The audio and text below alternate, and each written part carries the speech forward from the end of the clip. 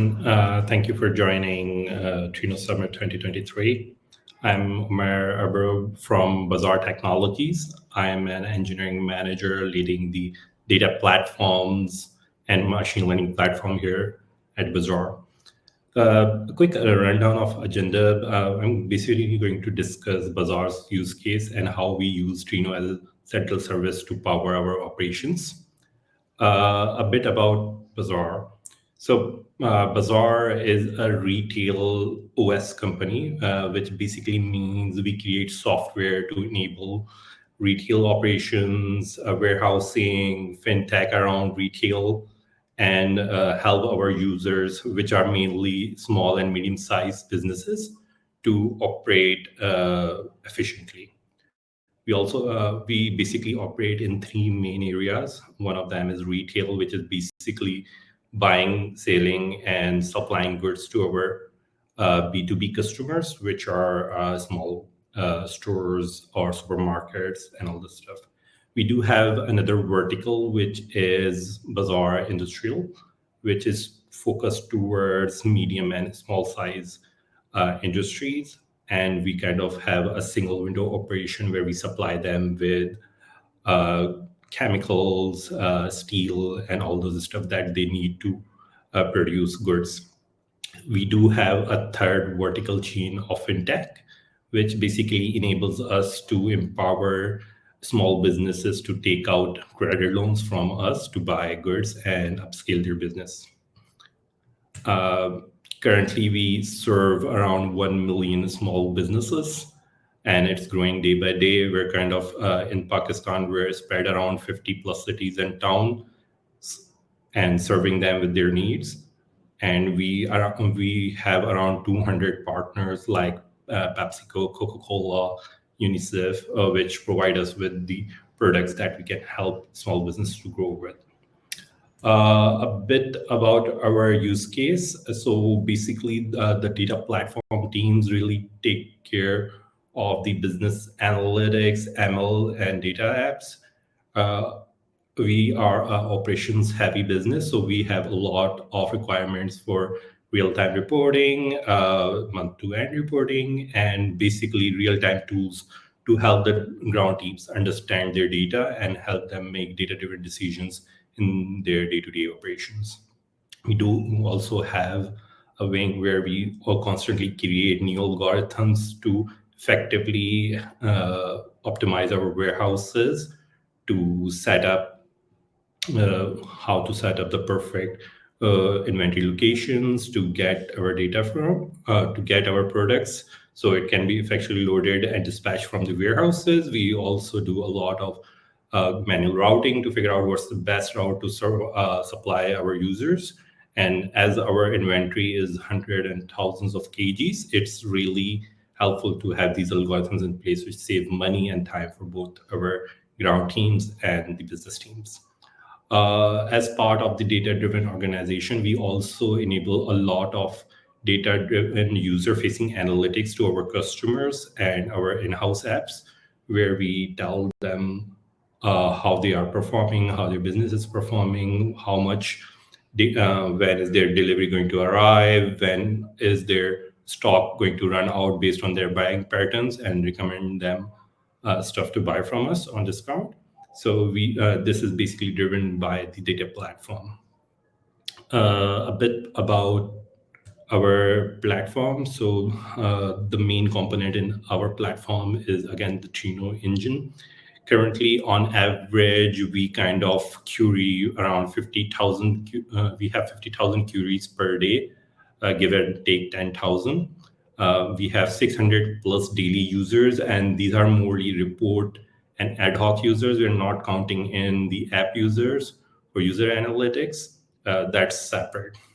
Currently, we host 4 Trino clusters with nodes ranging from 20 to 30. We roughly process 700 GB to 1 TB of data per day, and it helps, it kind of powers the analytic and our apps forms.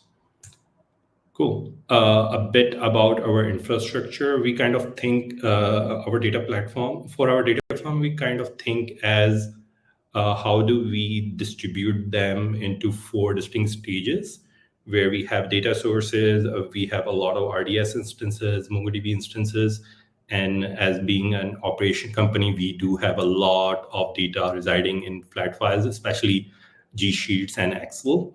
So we do process them into our data platform.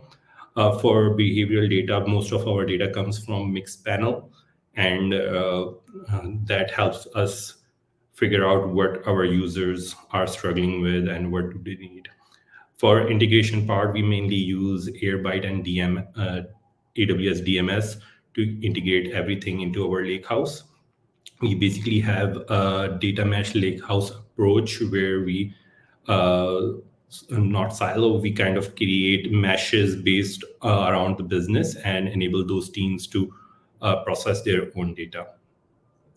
Trino is our main component for retrieving, and even now for ETLs, we use DBT with an configured Trino cluster to kind of set up that ETL process with tardigrade. It's been super fun, and our ETLs are now really, really smooth and easy to build. We also use Apache Pnot as our OLAP store for our user-facing analytics. That too is kind of accessed by Trino on the final layer, then which enables multiple APIs to kind of display those analytics in apps. For ad hoc use cases, we kind of mainly use Jupyter Notebook and Superset to kind of enable our ground teams to extract their own data. We have an SDK which is built over Trino, so every time they need data, they just have to call the Trino object and they would get the required data sets for their analysis.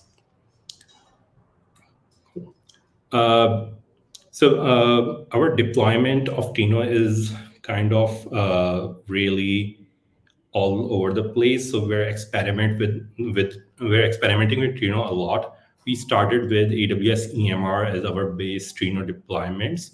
It's really good in auto scaling and having that managed Trino cluster.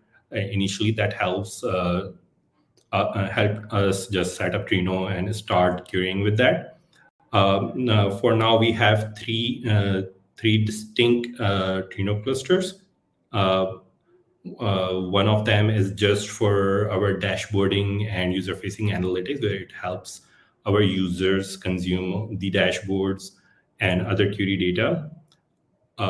We do have another Trino cluster on EMR, which is based, which we call Trino Diesel. Diesel being a slower, more robust fuel, so we call it Trino Diesel, that powers our ETLs. We kind of use DBT jobs to kind of invoke this and create OD tables which enrich our data lakehouse. We're also experimenting with a Trino deployment on EKS, where we're experimenting with Carpenter to auto scale our Trino clusters so we can have a reliable clustering deployment systems. Currently, this is in the experimental phase, and eventually what we like to do is have all our Trino clusters in EKS. So we could try out more dynamic deployments and rollovers with Trino clusters. Currently, we use a custom Nginx gateway to kind of route traffic to Trinos. But in future, we're looking towards implementing the Trino gateway to kind of do all this. Cool. So there's some learnings that we learned over the years using Trino. So one of the biggest learning was Trino. You can scale Trino with a lot of small nodes, and it really works good. But for our use case, what we found out, few bigger Trino workers are better than having a lot of small Trino nodes. That way, you can go through bigger. You can go through bigger workloads really easy without auto scaling a lot of nodes and save some bucks when you have a high workload. Second of these learnings was really understanding your workload. So we do have a different type of workloads for our Trino clusters. We have use ad hoc real persons querying the data and really trying to figure out, well, what's going in their particular data set. And these use cases, you can't predict what kind of joins or stages would come in. So you'd really have to figure out how would you enable those users without bottlenecking other use cases. So for us, what we do is we kind of separate out these use cases into multiple clusters so we can have an efficient use case in overall Trino usage. What happens is we do also have a real-time application use case, which we power through PNOD, and we roughly have a 250 millisecond SLA where we're going to give response to our users. For that particular use case, we use a smaller, more tight, more controlled Trino instance, which terminates a lot of queries based on their RAM usage, and it's really aggressive on saving the memory and compute time, and it just kills all the queries in less than 1 second, less than 5 seconds. The last learning that we still felt was with these type of systems, if data governance is overlooked, it's really hard to implement after that. We're currently experimenting with Apache Ranger and integrating that into our Trino cluster so we could properly govern our data through all the users, application, and data apps.